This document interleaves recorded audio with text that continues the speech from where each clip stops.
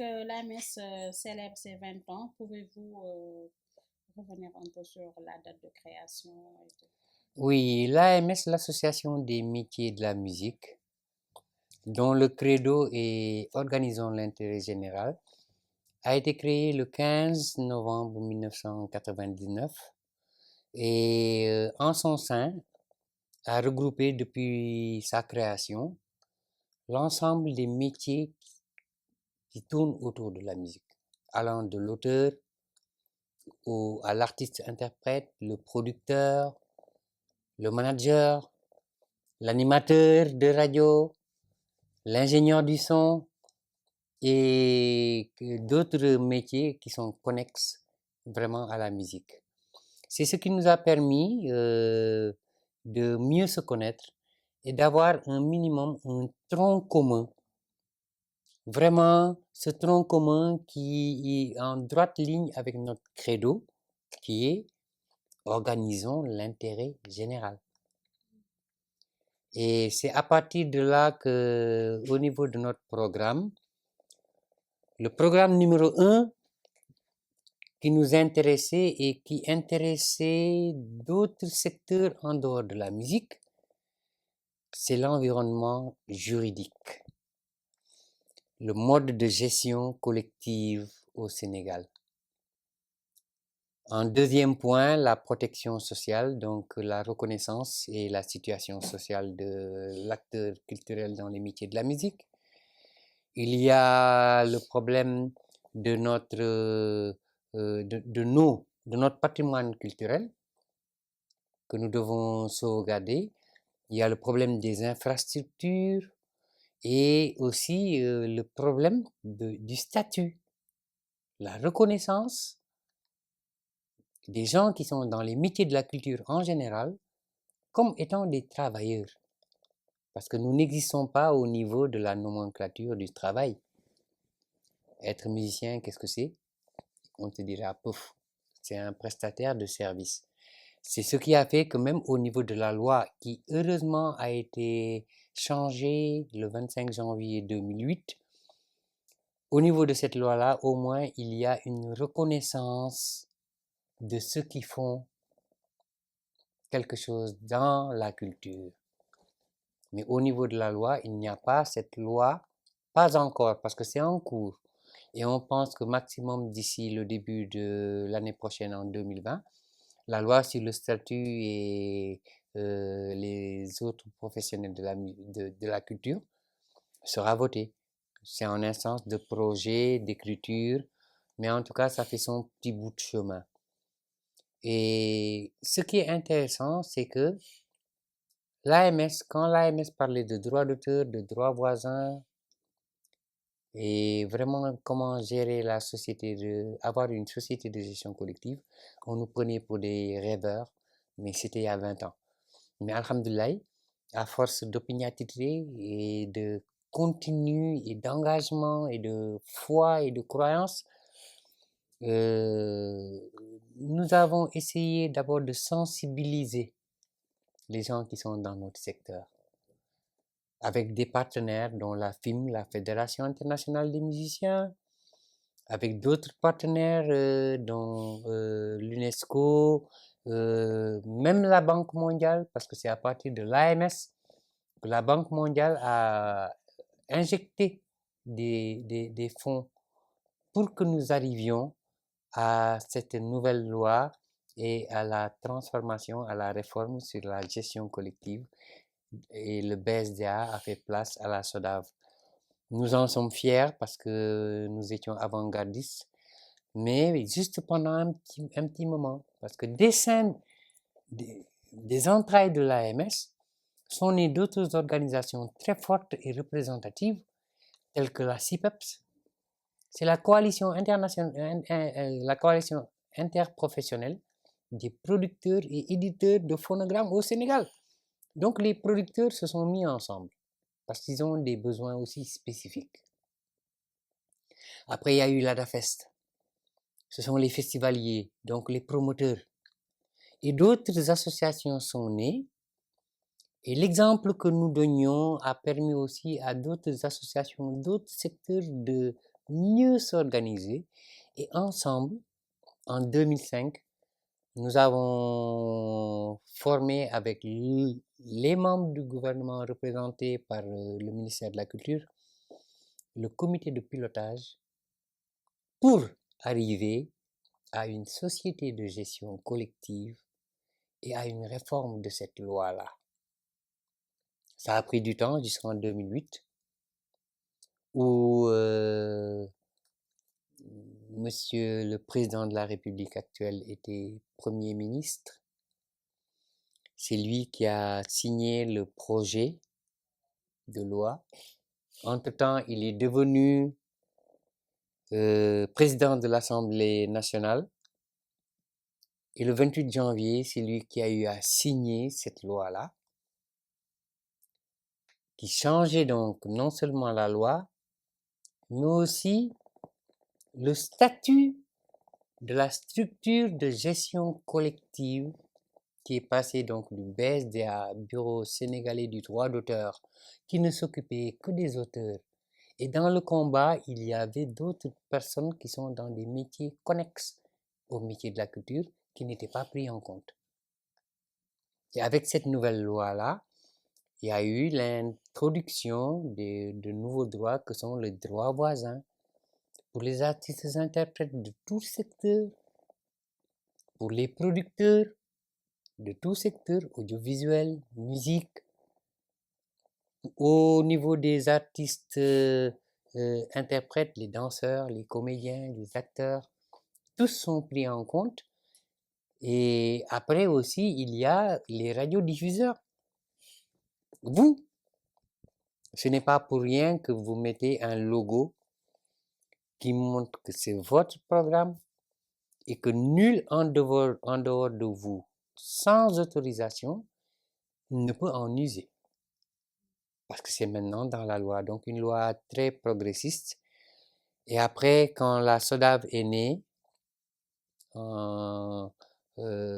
c'est toujours Monsieur le Président, son Excellence Macky Sall, qui a signé les décrets d'application. Donc, nous pensons aussi qu'il est très lié à ce processus-là. Nous remercions les initiateurs tels que Guy Sepen, parce qu'en 99, ce sont Guy Sepen, vraiment l'initiateur, on l'appelle nous père fondateur, qui accompagné de Djibi Guissé, de Koundoul Abdoulaye, de Biram Ndek Ndiaye, de Chérif Salif Sy, Ouza, ces gens-là, après avoir réfléchi, nous ont appelés. Et il y a eu la première assemblée générale constitutive le 15 novembre 1999. Et depuis lors, nous faisons notre bout de chemin sans avoir vraiment à tendre la main pour faire ce que nous faisons. Des milliers de personnes ont été formées à travers le Sénégal depuis l'an 2001. Aussi bien en droit d'auteur qu'en droit voisin, que pour la société de gestion collective. Nous sommes très actifs dans cette gestion collective dans la mesure où parmi nous, il y en a 2 qui ont été élus par leur père, pas seulement de l'AMS, mais par leur père culturel et qui sont au sein de la SODAV. Ok. Moi, je suis un administrateur de la SODAV pour mieux représenter les gens des métiers de la musique au Sénégal et Inch'Allah, nous ferons de notre mieux vraiment pour être dignes de cette confiance-là. Ok. Et pourquoi avoir attendu 20 ans pour célébrer votre anniversaire? Vous savez, on aurait pu célébrer les anniversaires chaque année depuis 20 ans parce que chaque année, nous avions réalisé des choses, on aurait pu en parler, mais pour nous, c'était trop tôt pour montrer vraiment notre vision. 20 ans, c'est pas un jour.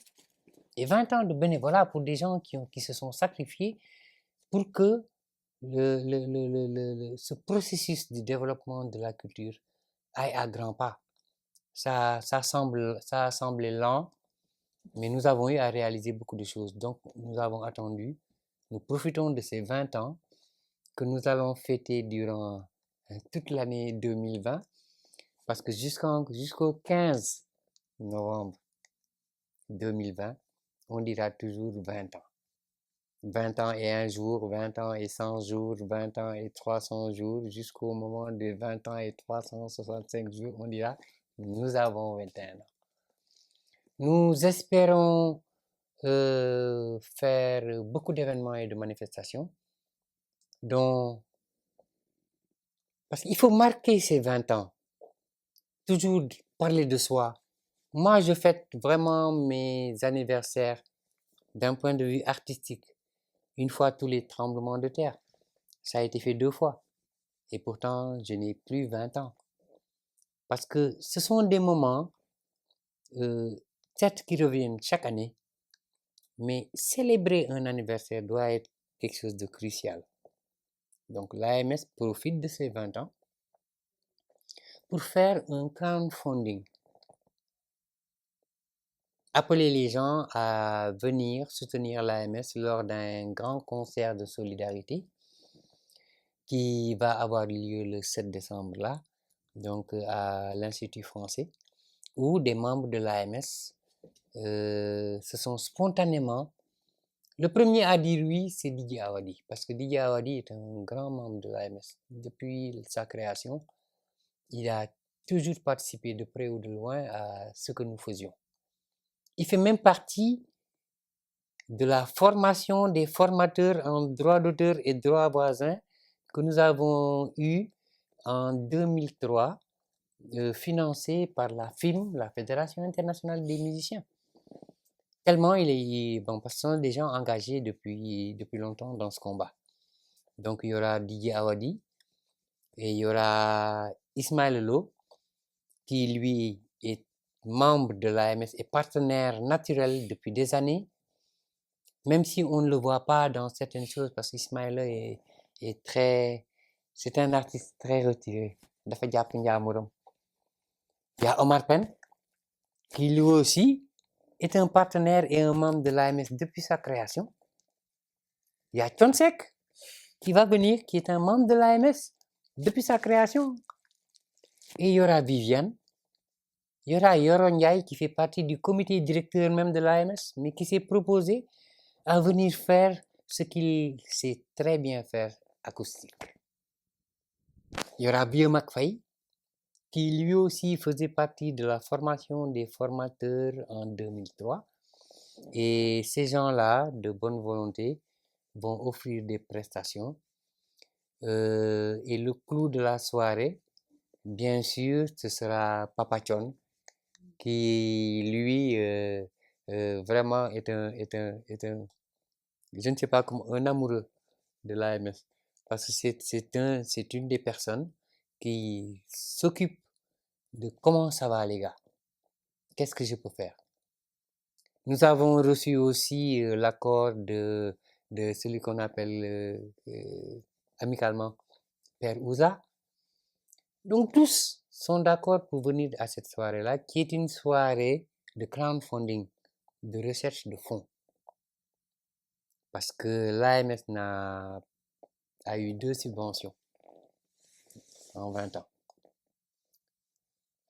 Nous n'avons pas craché dessus, on l'a utilisé à bon escient, même si ça semblait peu, parce qu'il ne faut pas aussi, nous pensons que nous ne devons pas être parmi ceux qui tendent la main et qui n'attendent que le gouvernement ou l'État. Parce que c'est à nous aussi de construire, rien n'est donné. Le combat que l'on mène, un combat, c'est pour arracher des choses. On ne va pas nous donner les choses comme ça. Maintenant, ça peut se faire sans violence ni agressivité, mais dans le dialogue, dans la communion et aussi dans la vision, regarder ensemble, essayer de voir si nous pouvons arriver à un but, mais fait d'une manière commune. Ce que nous essayons de faire depuis 20 ans. Et au niveau des événements, hormis ce qui va se passer le 7, nous voulons organiser un dîner de gala digne de ce nom, en partenariat avec le Musée des civilisations noires. La date a été reportée parce qu'il y a beaucoup de choses à faire et investir pour un dîner de gala. C'est pour le quand? Nous pensons que ce sera vers fin janvier, début février. Nous pensons, parce que il y a beaucoup de choses qui se passent pendant les fêtes de Noël, pendant le mois de décembre. Après, il y a les vacances de Noël. Les gens vont sortir avec des trous dans les poches pour tout le mois de janvier. Donc, on va attendre vraiment, essayer de faire ça en fin janvier. Il y aura aussi des panels, nombre de panels et de formations, de discussions dans des espaces d'échange qu'on va essayer de poser, et ce, à travers le Sénégal. Parce que n'oublions pas aussi que l'AMS a 9 antennes régionales et aussi des antennes qui sont ici en banlieue. Il y a l'antenne de Pikine, il y a l'antenne de Guédiawaye, hein, un petit clin d'œil à Joe Mansour, voilà, parce que lui, à Pikine, c'est vraiment un des férus de l'AMS. Et à travers diverses régions où nos actions nous sommes représentées avec tout ce qui incombe à ce qu'est une association. Maintenant, le problème fondamental au Sénégal, c'est que les gens n'ont pas la culture de la cotisation. On achète la carte, 1 mois de cotisation, 2 mois de cotisation, puis après, tu ne vois plus personne. C'est pour ça qu'en 2019, nous avons essayé, pour tous les gens qui renouvellent et les nouveaux, au moins d'avoir d'un coup 10 mois de cotisation pour que ces gens-là puissent se sentir membres concrets et réels de l'association. Parce que là où tu mets ton bien, tu as droit à. Tu peux poser ta voix. Tu peux te représenter. Et c'est ce que demande l'AMS, que les gens viennent ensemble. Nous avons d'autres projets aussi que nous gardons un tout petit peu, le temps de mettre les choses, aussi bien notre apport dans ce statut, dans la loi sur le statut et même la mise en œuvre de ce statut. Nous avons comme partenaire aussi la mutuelle, où nous essayons le maximum d'appeler nos membres et les gens qui nous écoutent à être sociétaires de cette mutuelle, parce que c'est le nombre qui va nous aider, jusqu'à ce que nous puissions être beaucoup plus riches et avoir des assurances complémentaires, etc. Donc l'AMS a plusieurs fronts, plusieurs champs de combat, dont actuellement nous sommes très impliqués dans la question de l'égalité des hommes et des femmes dans les métiers de la musique. Je crois que nous sommes une association pionnière dans ce domaine-là, où, avec des partenaires suédois, des partenaires belges, français, africains, nous essayons de réfléchir depuis des années avec une mise en œuvre de comment arriver à cette réelle égalité des droits pour les hommes et pour les femmes dans les métiers de la musique. Et aussi bien, ça, ce sera porté au niveau de la convention collective, parce que pour que nous soyons reconnus comme travailleurs, il faut que ces employeurs-là, qui sont les organisateurs, les structures, bars, dancing, restaurants, boîtes de nuit, etc., que ces gens-là se reconnaissent comme employeurs. Car nous disons employés, mais nous n'avons droit qu'à ce contrat de prestation, mais pas un contrat de travail. D'accord. Donc, pas de cotisation sociale, pas d'IPM, pas d'IPRES. Et qu'est-ce que ça donne? Lorsque les acteurs culturels atteignent un certain âge, parce que ça ne marche pas pour tout le monde, ça tend la main et à sa mort, on fait un crowdfunding, des concerts de solidarité, des concerts pour venir en aide cette pauvre famille, entre guillemets pauvre, qui va supporter donc tous ces aléas qui sont économiques, sociaux, juridiques et surtout politiques. D'accord. Comme vous venez de dire tout à l'heure, il y a des artistes qui sont mis récemment à attaquer la SODAV. Donc, quelle lecture vous en faites? Nous, au niveau de l'AMS, nous avons pris position depuis parce que nous sommes d'abord des acteurs. Et la SODAV, nous avons énormément contribué à l'avènement de la SODAV et jusqu'à présent dans sa mise en œuvre et quotidiennement. Donc nous savons un minimum ce qui se passe dans la SODAV. Parce que, hormis que nous soyons administrateurs dans la SODAV, les membres de la SODAV, parmi les membres de la SODAV, il y a beaucoup de membres de l'AMS. Et les membres de l'AMS aussi vont vers la SODAV pour avoir des renseignements et les plus véridiques que possible. Les gens qui ont attaqué la SODAV se sont tus après. Parce que accuser les gestionnaires et le conseil d'administration de la SODAV de détourneurs, de voleurs, ayant mis de côté dans leur poche ce que donnait le président, qui aidait pour un fonds d'1 milliard par an pendant 3 ans, à l'époque où eux parlaient de ce détournement-là, ou de changement d'objectif ou je ne sais quoi, la SODAV n'avait pas encore reçu ce milliard-là, qui commence à rentrer par petites gouttes. Nous sommes en fin d'année. Et ce qui est sûr et certain, c'est que si la SODAV communiquait sur ce don cet appui financier qui est signé, qui a été voté, ce sont les députés eux-mêmes qui ont dit « Ok, nous sommes d'accord pour que l'on mette dans les finances cette aide, cet appui à la SODAV. » Parce que la SODAV a eu à dire depuis très longtemps que quand on est arrivé là-bas, tout était en désuétude. Il a fallu vraiment tout recommencer. Et heureusement, la SODAV est sans dette à l'heure actuelle par rapport à ses employés. La SODAV a une transparence, une clarté, mais qui est exemplaire et la SODAV est répandue maintenant à travers toutes les régions du Sénégal parce qu'il y a eu la création de comités ad hoc régionaux qui doivent regarder ce qui se passe dans leur région. C'est comme ça que nous allons arriver vraiment à un conseil d'administration et à une meilleure gestion qui sera plus d'un point de vue national. Parce que c'est vrai qu'assez souvent, les choses sont concentrées sur Dakar. Nous habitons sur Dakar.